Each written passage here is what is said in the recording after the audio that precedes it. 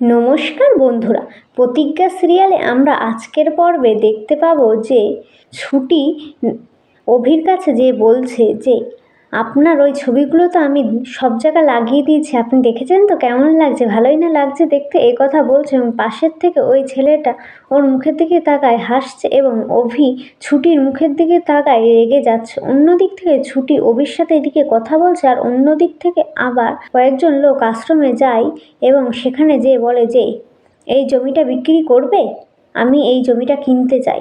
তখন আবার অনেক টাকা দেখায়, তখন অন্যদিক থেকে ওই মেয়েটি যে বলে হ্যাঁ আমি কিনবো বলে টাকাটা নিতে চাই, সেই টাইমে ছুটি এসে মেয়েটির গালে চড় মারে এবং বলে যে তুই এটা কি করছিস, এ কথা বলে। অন্যদিক থেকে আর একটি মেয়ে বলছে আমি এই জমি কিনেই ছাড়বো। অন্যদিকে ছুটিও বলছে আমিও কথা দিচ্ছি এই জমি আমি কোনোদিনও কাউকে কিনতে দেবো না, এ কথা বলে।